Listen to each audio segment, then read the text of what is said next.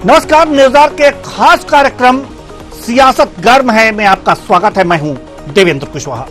मध्य प्रदेश में बीजेपी स्थापना दिवस पर 1 लाख नई सदस्यता का रिकॉर्ड बनाने जा रही है। इसके लिए पार्टी ने हर बूथ पर सदस्यता अभियान शुरू किया। केंद्रीय स्तर पर इसकी रिपोर्टिंग की जाएगी। पार्टी का दावा है कि प्रदेश में 64,523 बूथों पर सामाजिक संगठनों और कांग्रेस समेत दूसरे दलों से आए लोग शाम से पहले बीजेपी की सदस्यता लेंगे। वहीं उज्जैन जिले की घटिया विधानसभा सीट से कांग्रेस के पूर्व विधायक रामलाल मालवीय ने बीजेपी की सदस्यता ग्रहण की। सुनिए इस पर वी डी शर्मा प्रदेशाध्यक्ष बीजेपी ने क्या कुछ कहा, साथ ही साथ सीएम की भी बाइट सुनिए। 45वें स्थापना दिवस के अवसर पर सभी मीडिया को मित्रों को ध्यान में होगा कि हमने आज जो माननीय प्रधानमंत्री मोदी जी ने 370 प्लस नए मत हर बूथ पर बढ़ाने का जो हमारा संकल्प है, आज भारतीय जनता पार्टी ने निर्णय लिया था कि 1 लाख से ऊपर ज्वाइनिंग पूरे मध्य प्रदेश के 64,523 बूथों पर हम करेंगे। आज मुझे गर्व है कि भारतीय जनता पार्टी के कार्यकर्ताओं ने आज अभी भोपाल के अंदर आदरणीय डॉक्टर मोहन यादव जी हमारे मुख्यमंत्री, आदरणीय नरोत्तम जी, आदरणीय हमारे राज्यसभा के सम्माननीय सांसद और सब लोगों ने मिलकर के सतीश जी हमारे घटिया के विधायक, आज यहाँ पर रामलाल मालवीय जी कांग्रेस के पूर्व विधायक और तीन बार विधायक रहे और दिग्विजय सिंह के बड़े ऐसा माना जाता था, लेकिन आज उन्होंने प्रधानमंत्री मोदी जी के नेतृत्व में भारतीय जनता पार्टी की सदस्यता रामलाल जी आज महत्वपूर्ण इसलिए है कि आपने 6 अप्रैल स्थापना दिवस को भारतीय जनता पार्टी ज्वाइन की है। आज का दिन बहुत पवित्र है। आज पार्टी की स्थापना दिवस है। लगातार भारतीय जनता पार्टी अपने एक के बाद एक नए रिकॉर्ड तोड़ती जा रही है। दुनिया की सबसे बड़ी पार्टी बनने के बावजूद भी जड़ों से जुड़ करके जो काम कर रही माननीय मोदी जी के नेतृत्व में, माननीय नड्डा जी के, माननीय वी.डी. शर्मा जी के, हम सब उसका कदम कदम पे एहसास करते हैं। इसलिए नीचे से जुड़े हुए लोगों का जितना महत्व है, स्थापना दिवस पे आज जुड़ते हैं तो और आनंद आता है। आपको सबको आश्वस्त करता हूं कि सरकार विकास के मामले में भारत सरकार के साथ कदम से कदम मिला के चलेगी, लेकिन आपकी सबकी जनभावनाओं का भी ध्यान रखेगी और विकास के मामले में हम कोई कॉम्प्रोमाइज नहीं करेंगे। गरीब, महिला, युवा, किसान सभी वर्गों के लिए समान रूप से काम करने के लिए हमने संकल्प लिया है। मध्य प्रदेश कांग्रेस कार्यालय में इंडिया गठबंधन के सभी सदस्यों की बैठक की गई, जिसमें समाजवादी पार्टी, आम आदमी party, Congress, marks communist party सहित इंडिया अलायंस के पार्टी प्रमुख रूप से शामिल हुए। वहीं बैठक में मध्य प्रदेश में एकजुट होकर चुनाव लड़ने की रणनीति पर चर्चा हुई। बैठक के बाद इंडिया अलायंस ने पत्रकार वार्ता के माध्यम से अपना संदेश जनता को दिया। कांग्रेस प्रदेश अध्यक्ष जीतू पटवारी ने कहा कि इंडिया अलायंस की रणनीति से बीजेपी के झूठ का पर्दाफाश करना जरूरी है। बीजेपी जिस तरह पूरे मध्य प्रदेश में झूठ का माहौल बना रही है, लोकतंत्र को खत्म करना चाह रही है, ईडी, सीबीआई, आईटी का डर दिखा रही है। सुनिए जीतू पटवारी ने क्या कुछ कहा। बाहर मंच लगा था, यहाँ मंच लगा था और जहाँ भी रोज ज्वाइनिंग होती है, परिणाम जनता और कार्यकर्ता को देना होता है। कार्यकर्ता अपनी जगह खड़ा है, अपने आइडियोलॉजी के साथ खड़ा है, गाँव में खड़ा है और कांग्रेस की विचारधारा और इंडिया गठबंधन के विचार को आत्मसात करता है। हम बिल्कुल भी किसी भी प्रकार से भारतीय जनता पार्टी के इस कुचक्र को कुप्रचार से भयभीत नहीं, न डरे हुए, न दिमाग में ऐसे कोई विचार आता है कि ये क्या हो रहा है। हमें पता है कि इनसे लड़ने के लिए दृढ़ता चाहिए। ये झूठ और पाखंड, करप्शन और क्राइम के लोगों से लड़ने के लिए दृढ़ इच्छा शक्ति चाहिए। और वो कांग्रेस का राजनीतिक जो विचार था, जिसने देश को आंदोलित करके आजादी दिलाई, जो देश का वो कांग्रेस का आंदोलनकारी विचार है, जो हमेशा आंदोलन और आम आदमी से कनेक्शन करता है, हम उसको लेकर बिल्कुल मजबूत है और भारतीय जनता पार्टी के इस कुचक्र से कोई किसी भी प्रकार से भयभीत नहीं है। इस तरह से एक तरफ से बीजेपी सदस्यता अभियान चला रही है और हर बूथों पर कुल मिलाकर के उसको 1 लाख कार्यकर्ता बनाने हैं और इस अभियान में वो आगे बढ़ रही है।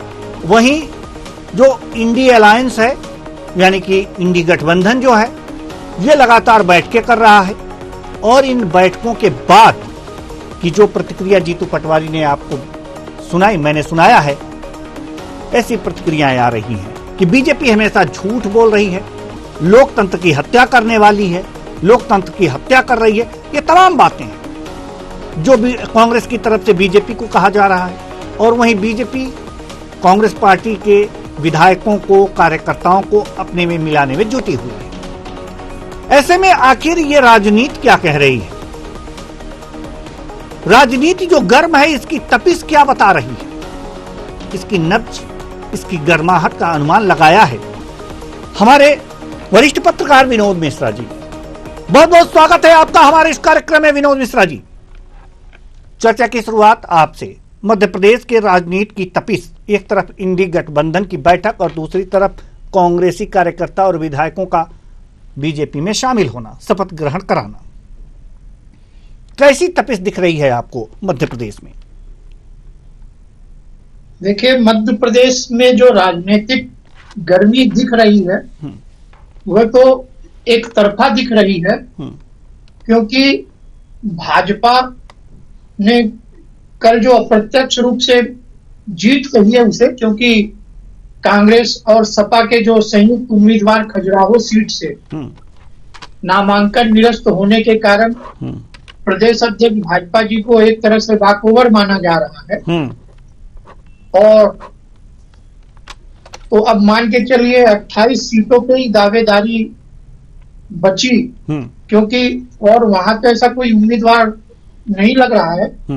अब रही एक और भाजपा अपने कार्यकर्ताओं की संख्या जो बढ़ा रही है, और ये वास्तव में ये किसी भी संगठन के लिए बहुत अच्छा लक्ष्य है कि प्रदेश के बूथ लेवल तक यदि हम अपने किसी विशेष दिन में 1 लाख की सदस्यता का संकल्प लेते हैं कि नए सदस्य हम लेंगे और अन्य दलों, सामाजिक संस्थाओं से लेंगे, तो सीधा सीधा यदि देखा जाए तो विपक्षी दलों को यह चुनौती है कि आइए डटकर मुकाबला करिए और हमसे सीट छीन कर ले जाए। तो ऐसी स्थिति में जो इंडिया अलायंस अपनी बैठक करके रणनीति तय कर रही है, तो उसे वास्तव में कारगर रणनीति के साथ आना चाहिए, तब तो आप मान के चलिए कि कुछ हासिल हो सकेगा।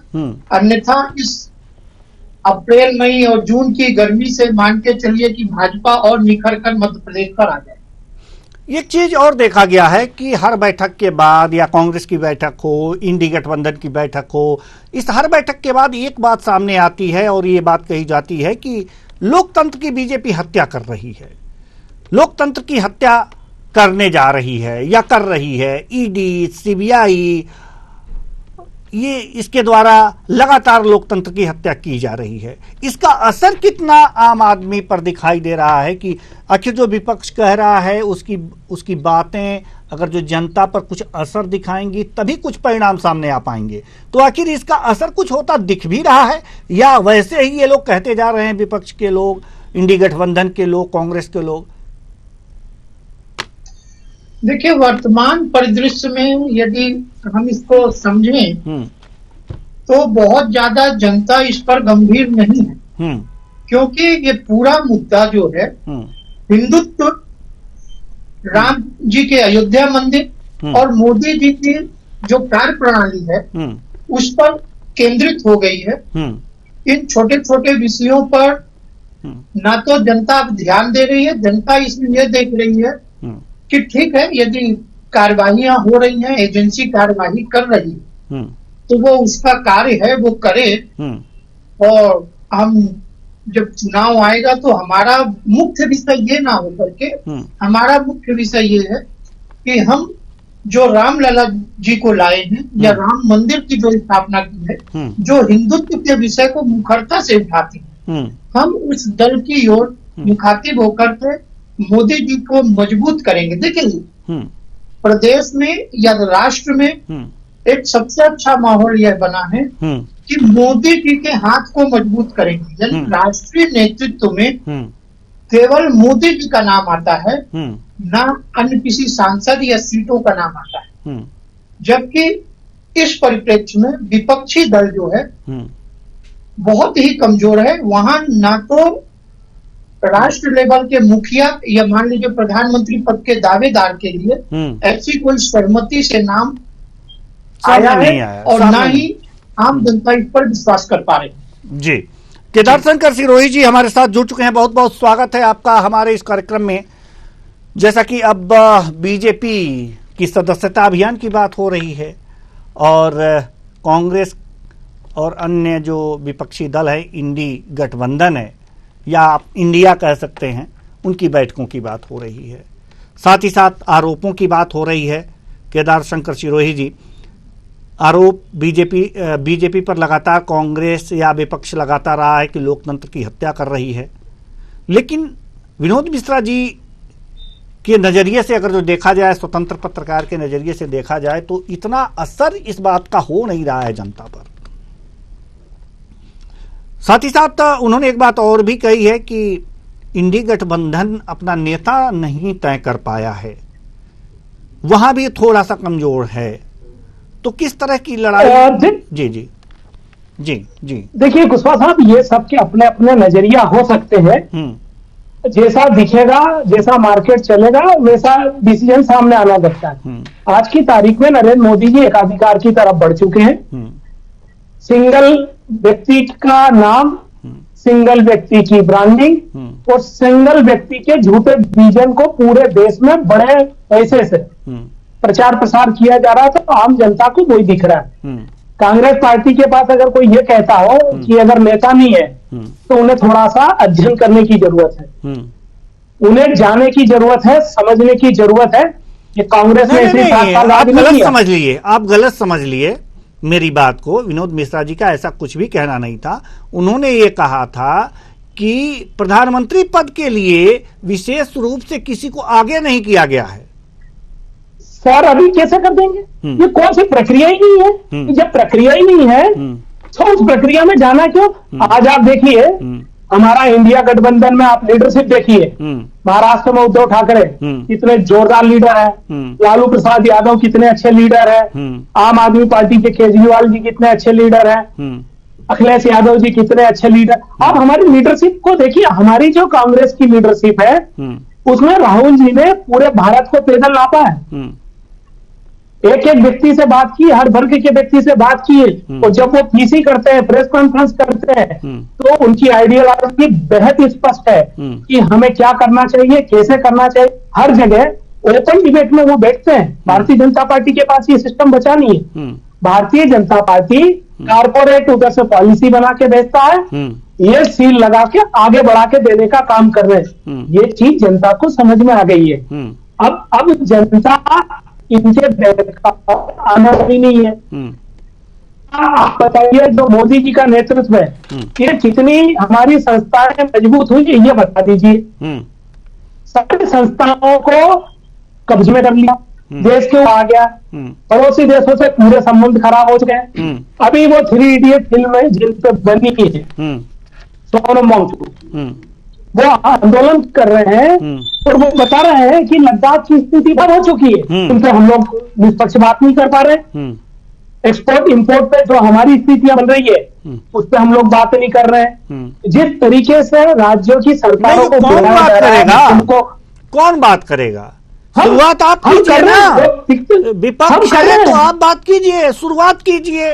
अगर गलत कर रही है तो सड़कों पे आइए, उसको प्रचार कीजिए जी, पर्चे बांटिए, पर्चे बांटिए, यही तो तरीका होता है। लेकिन कहाँ आप लोग इतना जोरदार तरीके से बात रख पा रहे हैं। और एक बात और, केदार शंकर सिरोही जी, ये माफ कीजिएगा, ये बातें हम इसलिए कह रहे हैं कि ये दिख नहीं रही हैं। अगर दिखती तो मीडिया भी उसे उठाता, कवर करता, लेकिन कहीं कुछ दिख ही नहीं रहा है। जो भी आपका बड़ा नेता बोल रहा है, रीजनल जी, जो भी आपका रीजनल मीडिया कुछ बोल पा रहा है जी, रीजनल मीडिया है जो थोड़ी बहुत स्पेस दे पा रहा है। नेशनल मीडिया की अभी लिस्ट आई थी, उसमें आपने देखा ही है किस तरीके से चंद घरानों के कारपोरेट के हो गए हैं। कितना स्पेस दिया भारत जोड़ो यात्रा में। अभी किसान आंदोलन चल रहा है 55 दिन से रेगुलर, कितना स्पेस है। युवाओं का आंदोलन चल रहा है, कहीं स्पेस है। अग्निवीर के आंदोलन पर स्पेस है। आप तो हमारी छोड़िए, जो स्वतंत्र आंदोलन कर रहे हैं, किस तरह का उनका आंदोलन स्पेस आप लोग नहीं है। चला रहे थे? हम आपको रोकना चाहेंगे। हाँ? केदार शंकर सिरोही जी, हम आपको रोकना चाहेंगे। हमारे साथ बीजेपी प्रवक्ता सत्येंद्र जैन जी जुड़ चुके हैं। बहुत बहुत स्वागत है आपका हमारे इस कार्यक्रम में। केदार शंकर सिरोही जी से हमारी थोड़ी सी गर्मा गर्म बहस हो रही है, इसके बाद हम आपके पास आ रहे हैं। जी केदार शंकर सिरोही जी, आप कुछ कह रहे थे, जी जारी रखिए। देखिए कुशवाहा साहब, हर जगह हम लोग इन्वॉल्व हैं। ये जो राहुल जी पैदल चले हैं, ये इसको क्या समझते हैं आप? ये जनता के बीच में ही थे ना, जनता के मुद्दों पर थे ना, और स्पेसिफिक मुद्दों पर थे, डिस्ट्रिक्ट लेवल के मुद्दों पर थे। रोज शाम को वो प्रेस कॉन्फ्रेंस करते थे, लोगों से बात करते थे, लोगों के मुद्दे उठाते थे। इससे बड़ा कनेक्ट होना राजनीति के इतिहास में बता दीजिए किसने किया? पहले 3-4 लोगों ने किया, वो भी इतना बड़ा नहीं कर पाए। तो गांधी जी के सिद्धांतों की पार्टी है। हम लोग पैसों के दम पर राजनीति करने वाले नहीं है। हम ईडी सीडी के दम पर राजनीति करने वाले नहीं है। आज भारतीय जनता पार्टी विश्व की सबसे बड़ी पार्टी कहलाती है, बहुत बड़े नेताओं की पार्टी। मैनिफेस्टो नहीं आया सर, 19 तारीख को वोटिंग है, आज से 15वां दिन वोटिंग है। एक चीज तो आज तक इन्हें देश ने ये नहीं बताया। एक चीज का जवाब दे दीजिए, उसके बाद हम सत्येंद्र जैन जी के पास जाना चाहेंगे। बड़ी ही कम शब्दों में दीजिएगा।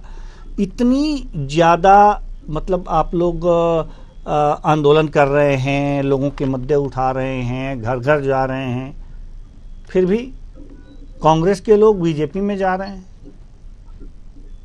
ये बता दीजिए देखिए, दो पार्टी है। एक चीज हमको, ये कांग्रेस की रणनीति के तहत आप लोग बीजेपी में भेज रहे हैं या वास्तव में ये लोग जा रहे हैं कि वहां जाके क्रांति में? नहीं, हमारी ऐसी नहीं, हमारी कोई रणनीति नहीं है भेजने की। हमारा ये कहना है कि 2 तरह की पॉलिटिक्स है, एक बिजनेस पॉलिटिक्स, एक social welfare politics. Bharatiya Janata party business politics कर रही है, जिनको पैसे कमाना है राजनीति से, जिनको अपने हितों की को बढ़ाना है, वो भारतीय जनता पार्टी में चल जाए। जिन्हें देश को आगे बढ़ाना है, देश की जनता की आवाज को आगे बढ़ाना है, जिन्हें देश में पूरी लोगों को खुशहाली का एक मौका देना है, तो वो सोशल जस्टिस की पॉलिटिक्स में कांग्रेस के साथ रहे। चलिए ठीक है, हम आपके पास आएंगे। सत्येंद्र जैन जी, हम आपके पास आना चाहेंगे। लगातार कांग्रेस आरोप लगा रही है कि लोकतंत्र की हत्या हो रही है। ईडी, सीबीआई, ईओडब्ल्यू लगातार छापे डाल रही है, लोगों को बरगलाया जा रहा है, ये तमाम चीजें सामने आ रही हैं। जी अपना पक्ष देखिए देवेंद्र जी, अब ईओडब्ल्यू या ईडी या सीबीआई अब ये नोटों के पहाड़ मिलने दें। धीरज साहू जी के पास 400 करोड़ मिले, आंख बंद कर लें, उस पर कार्रवाई ना करें। अब करोड़ों रुपए निकले भूपेश बघेल जी का महादेव सट्टा ऐप में, जिसपे अभी एफआईआर हुई है, उस पर आंख बंद कर लें। अब जो ट्रेल मिल रही है शराब घोटाले की, और एक कांग्रेस भी आम आदमी पार्टी के लिए गई, एफआईआर शुरू में गई का आरोप, अपनी शिकायत दर्ज कराई सारा। अब भले ही उसकी गोदी में बैठी हुई है, अब तो इनके क्या कार्रवाई ना करें क्या? वो करना चाहिए, मैं तो कहता हूं। देखिए, और दूसरी बात मैं ये भी कह दूं, भारतीय जनता पार्टी की संस्थाएं नहीं है वो संविधान के द्वारा उनको अधिकार प्रदत्त किए गए, और संवैधानिक संस्थाएं जांच कर सकती हैं, वो अपना स्वतंत्र जांच कर रही हैं। आज हाँ, हमारे मोदी जी ने ये कहा, प्रधानमंत्री जी ने एक अच्छी बात कही कि जो 7,000 मामले मोदी पिछले 10 साल में ईडी और आईटी वगैरह इसमें आया, ईडी सीबीआई जांच में, और 1 लाख करोड़ की संपत्ति अटैच्ड है ऐसे घोटालेबाजों की। तो उस घोटालेबाजों ने जो भारत की जनता को, जो स्टेक होल्डर्स हैं, हितधारक हैं, जिनका पैसा फंस गया, आप कोई ऐसा कानून लेके आएंगे अगले टर्म में जिससे कि वो पैसा हमारे जो लोग रुके हुए हैं उनको मिल जाए, और जो संपत्ति है वो भारत के काम आए, राष्ट्र के काम आए। तो ऐसा कोई कानून बनाने का बनाएंगे, भगवान रूपी जनता आशीर्वाद देगी, देने जा रही है। और विपक्ष भी संसद में कह चुका है, मल्लिकार्जुन खड़गे जी राष्ट्रीय अध्यक्ष हैं कांग्रेस के, वो कह चुके अब की बार 400 पार हो रहा है भाजपा का। तो अब हम तो कहेंगे ही। और जिस प्रकार का कांग्रेस देखिए सनातन हंता रही है, आप सनातन कांग्रेस क्यों टूट रही है? कांग्रेस उन लोगों के साथ में है जो कहते हैं सनातन साइनाइड है, पोटेशियम साइनाइड है, से भी ज्यादा जहरीला है। या सनातन की इरेडिकेशन की सेमिनार आयोजित हो जाती है, उन लोगों के साथ है, डीएमके के साथ है। या हिंदू आतंकवादी लगते हैं इनको। भगवान राम काल्पनिक लगते हैं। तो अब भारत के अंदर जिस प्रकार से ये विमुख हो रहे हैं, और जो कांग्रेस की अध्यक्षा है माननीय पहले रही हैं सोनिया गांधी जी, हम किसी भी धर्म के विरुद्ध में नहीं है, लेकिन जब मदर टेरेसा को संत की उपाधि दी जा रही थी वेटिकन में, तो एक उनका स्वास्थ्य गड़बड़ था। जब वो राष्ट्रीय अध्यक्ष थी तो उन्होंने एक पत्र लिखा, अभिनंदन पत्र लिखा कि बहुत अच्छा कार्यक्रम है पोप फ्रांसिस जी, हम अभिनंदन करते हैं, बड़ा गर्व हो रहा है, और मेरा स्वास्थ्य ठीक नहीं सोनिया गांधी जी का, इसलिए सोनिया गांधी जी ने कांग्रेस की ओर से 2 प्रतिनिधि भेजे, लुइजिन फेलेरियो और मार्गरेट अल्वा जी को भेजा। तो अच्छी बात है भेजा, लेकिन जब आपको भगवान राम का निमंत्रण पत्र मिला राम मंदिर का, तो आपने कहा कि हम नहीं जाएंगे, हम अस्वीकार करते हैं। मल्लिकार्जुन खड़गे, सोनिया गांधी, राहुल गांधी जी उस निमंत्रण का अस्वीकार करते हैं। तो ये 2 मुहा व्यवहार भारत की जनता देख रही है। अब भारत की जनता प्रबुद्ध है, उसको देखा कि आप देखिए, एक तरफ तो आप अभिनंदन पत्र भेजते हो और आपका स्वास्थ्य ठीक नहीं था तो आप 2-2 प्रतिनिधि भेजते हो, और यहाँ पर भगवान राम का बाजू में 7 समुंदर पार आप भेज रहे हो 2 प्रतिनिधि, और यहाँ अयोध्या में भगवान राम का मंदिर, जहां भगवान राम का जन्म हुआ, अगर वहां पर मंदिर बन रहा है 500 वर्ष के बाद, तो उस निमंत्रण को अस्वीकार करते हो। तो ये भारत की जनता ने देखा, और आजकल कांग्रेस के जो नेता हैं, जो लाखों की संख्या में कांग्रेस छोड़ रहे हैं, तिलांजलि दे रहे हैं कांग्रेस को, वही कह रहे हैं कि हम इसलिए छोड़ के आए क्योंकि कांग्रेस का ये हाल हो गया, जैसा मंदोदरी ने रावण को कहा था कि राम विमुखस हाल तुम्हारा, रहा कोई न कुल रोवे नारा। तो जिस प्रकार से रावण के कुल में कोई रोने वाला नहीं बचा था, क्योंकि उन्होंने भगवान राम को नहीं माना था। अब आज कांग्रेस जो है भगवान राम को मान ही नहीं रही। बड़ा भयंकर जी, बड़ा भयंकर आपने उपाधि दे दी, एक तरह से उदाहरण दे दिया। अब नहीं, बिल्कुल सत्य है। कांग्रेस के नेता अब केदार शंकर सिरोही जी को जवाब लेने दीजिए, उसके बाद विनोद मिश्रा जी के पास जाएंगे। अब ये बीच में मत बोला जी। देखिए, ये धर्म की बात करते हैं, ये सबसे बड़े पाखंडी ये धर्म की बात करेंगे। मंदिर तो पूरा बना नहीं, अपने चुनाव के लालच में भगवान की जो प्रतिष्ठा की है वो नियम अनुरूप नहीं की। देश के चारों शंकराचार्य जो है, क्या ये भारतीय जनता पार्टी हमारे शंकराचार्यों से बड़ी हो गई है? इनकी सोच इतनी बड़ी हो गई? उन्होंने बिल्कुल ऑब्जेक्शन लिया था, और हम राजनीतिक कार्यक्रम में नहीं जाएंगे, और ये इतने बड़े हो गए कि भगवान राम को हम लाए हैं। अरे शर्म करो, शर्म करो भाइयों, थोड़ी सी तो धर्म की इज्जत करो। आप इतने बड़े हो गए कि भगवान राम को ले आओगे? हाँ, आपने कुकर्म किया है सत्येन जी, जवाब कुकर्म किया है, कुकर्म कि आपने भगवान को राजनीति में लाए हो।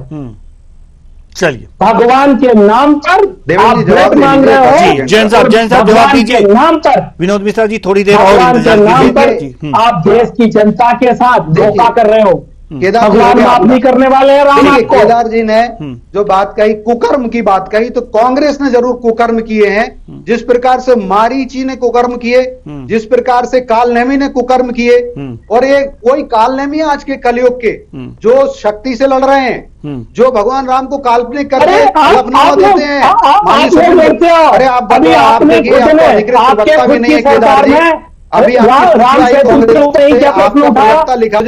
अभी 3 महीने के पहले 3 महीने में आपने क्या, लेकिन मैं बता, आपने 3 महीने पहले क्या रिपोर्ट दी? उस रिपोर्ट का जिक्र करिए। कालनेमी है, वर्णवान के मारीच है, और कहूँ भगवान कृष्ण को भी नहीं मानते। प्रधानमंत्री जी मथुरा गए, आप किसी भी तरीके से प्रोजेक्ट करोगे सनी, आप बताओ राम सेतु के ऊपर जो रिपोर्ट आई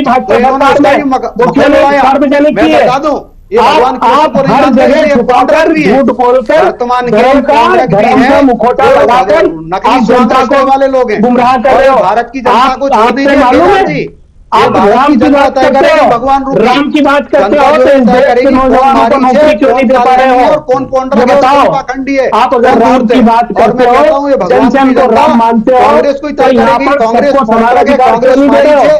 आपकी तुष्टीकरण की नीति, आपकी लड़ाने झगड़ाने की नीति पूरी देश को समझ में आ चुकी है। आपको वोट नहीं मिलने वाला है, आपको वोट जनता देने वाली नहीं है, और जो आपका चाल चरित्र और चेहरा कारपोरेट के अंदर रखा हुआ है। वक्तवादी बताया, सुप्रिया श्रीनेत कहती है कि महिला अस्मिता का मंडी में क्या रेट चल रहा है, महिला अस्मिता का मंडी में रेट अरे आपको लगाने मोदी वाली जी ने क्या बोला? महिलाओं की मोदी जी ने क्या बोला? 50 करोड़ की गर्लफ्रेंड के बारे में बोला कि बोला? के अंदर मोदी जी ने बोला या नहीं बोला? तो ऐसे महिला हाँ? शक्ति का अपमान सुपरका करने का वाले बोला कि नहीं बोला? कैसे कांग्रेस के अंदर है? देसी गाय बोला कि नहीं बोला? अरे क्या करते हो सत्येंद्र जी? एक उंगली इधर उठाते हैं तो 4 आपके ऊपर आती है। केदार सरोही जी, जिस आपको अधिकृत तरीके प्रवक्ता से भी नहीं है। आप गरीब विरोधी हो, आदिवासी विरोधी हो, महिला विरोधी हो, जवाब है किसान विरोधी हो, देखिए, सेना विरोधी हो, भगवान राम के नौजवान सनातन पे आप विरोधी कहते हो। हो, डीएमके कहती है सनातन साइनाइड है और सनातन के खत्म करना अरे उनका आपने मोनिका बट्टी को लिया कि नहीं लिया मध्य प्रदेश में? मोनिका बट्टी को लिया कि नहीं लिया? शर्म आनी चाहिए जिसके आपको। पिताजी ने आप रामायण सारे को जलाई है, और आपको तो भारत की जनता से माफी मांगना चाहिए। और आपने जो कहा लद्दाख उनकी बेटी आपकी पार्टी में है नहीं है, मोनिका बट्टी?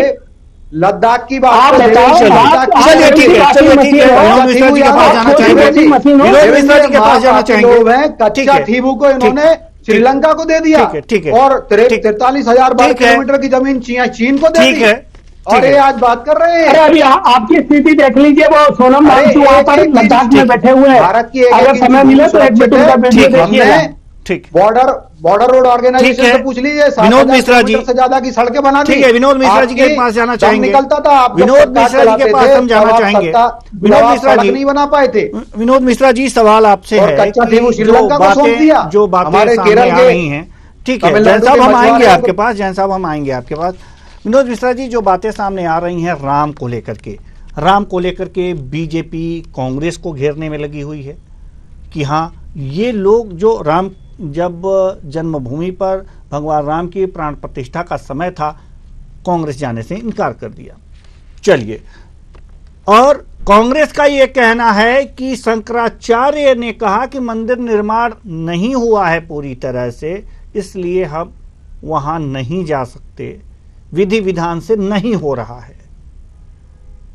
विनोद मिश्रा जी, सवाल यहां पर यह है कि विधि विधान से नहीं हो रहा है, कांग्रेस ने इसलिए वहां जाने से इनकार कर दिया, और बीजेपी कह रही है कि इन्होंने जाने से ही इनकार कर दिया।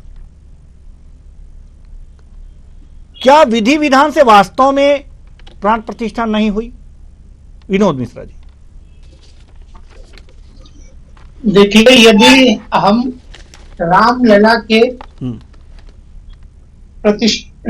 जो प्रतिष्ठापित किए गए नए आवास में, नए मंदिर में, उस पर बात करें तो विभिन्न धर्मावलंबियों, धर्माचार्यों के अलग अलग विषय सामने आए, लेकिन यह विषय उन धार्मिक आचार्यों के लिए तो सही है, लेकिन राजनीतिक दलों के लिए इस आधार पर उस कार्यक्रम का बहिष्कार करना उचित नहीं है, क्योंकि धार्मिक अनुष्ठान नियम से हुए या नहीं हुए, इससे ज्यादा आवश्यक राजनीतिक दल को यह है कि हमारे जो वोटर्स हैं, हमारे जो फॉलोवर हैं, वो किस वर्ग से हैं, हमें उसका कितना लाभ मिल सकता है, या हम उनके उन धार्मिक कांग्रेस की राजनीति नहीं करेगी, सहभागिता कैसे ले सकते हैं। शंकराचार्यों की बातें तो अलग कर दें। जी विनोद मिश्रा जी, आप विनोद मिश्रा जी, केदार शंकर सिरोही जी कह रहे हैं कि ऐसा कांग्रेस नहीं करेगी। इन्होंने तो 6 साल के लिए निष्कासित कर दिया। संविधान का मतलब क्या है? केदार शंकर सिरोही जी, सत्येंद्र जी, एक मिनट, हम आएंगे आपके पास। विनोद नहीं, मैं तो बस इंपॉर्टेंट बात करके खत्म, शांत हूं मैं। कांग्रेस ने एक व्यक्ति है, कांग्रेस के नेता, उनको 6 साल के लिए निष्कासित किया। आज प्रधानमंत्री ठीक है, सत्येंद्र जी आ रहे हैं आपके पास। विनोद मिश्रा जी कुछ कहना चाह रहे हैं, जल्दी से, उसके बाद हम धार्मिक विधानों की व्यवस्था के संबंध में धर्माचार्य और शंकराचार्यों को आपत्ति हो सकती थी। किसी भी राजनीतिक दल को इस आधार पर आपत्ति मानकर उस कार्यक्रम का मेरे दृष्टिकोण से बहिष्कार नहीं करना था, क्योंकि भारत प्रधान और बहुसंख्यक देश है। बिल्कुल बिल्कुल। इसलिए दूसरी बात यह है कि शंकराचार्यों की जो भी मत हो, शंकराचार्यों का जो भी मत हो, ठीक है, क्या कांग्रेस शंकराचार्यों के मतों से ही जाती है किसी धार्मिक कार्यक्रम में? जो कोर्ट के ऊपर जनेऊ धारण किया जाता है, क्या वो नियम सम्मत है? क्या वो नियम सम्मत मैं है? इसी केदार बात शंकर को- सिरोही जी, जी बिल्कुल, केदार शंकर सिरोही जी से सवाल मैं पूछना चाहता हूं। और केदार शंकर सिरोही जी, हम आपसे एक सवाल और पूछना चाहेंगे, कि भगवान, जब सीता का हरण हुआ तो भगवान राम के से ही हम लेते हैं, उदाहरण लेते हैं उनके जीवन काल से, उनके, कि जब सीता का हरण हुआ, खोजते हुए यह पता लगा कि माता सीता श्रीलंका में हैं, तो श्रीलंका पार, समुद्र पार करने के लिए सेतु का निर्माण करना था। उससे पहले भगवान राम ने शिवलिंग की स्थापना की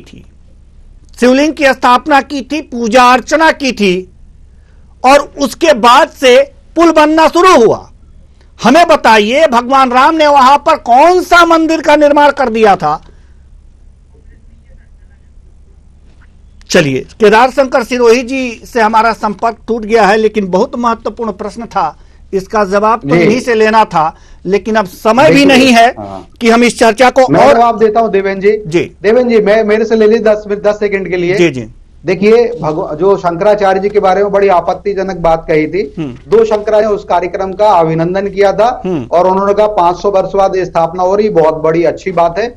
और कई शंकराचार्य जी के नियम होते हैं, वो साधु होते हैं, साधुओं की चर्या होती है, और इतनी सारी भीड़ जब होती है उसमें उनको अपनी चर्या आचरण करने में उनको समस्या आ रही थी, इसलिए उन्होंने कहा वो बाद में जाएंगे। अब दूसरी बात, ये कांग्रेस को आज शंकराचार्य जी प्रिय लग रहे हैं, ये पाखंडी, मैं फिर कह रहा हूं, ये कालनेमी है।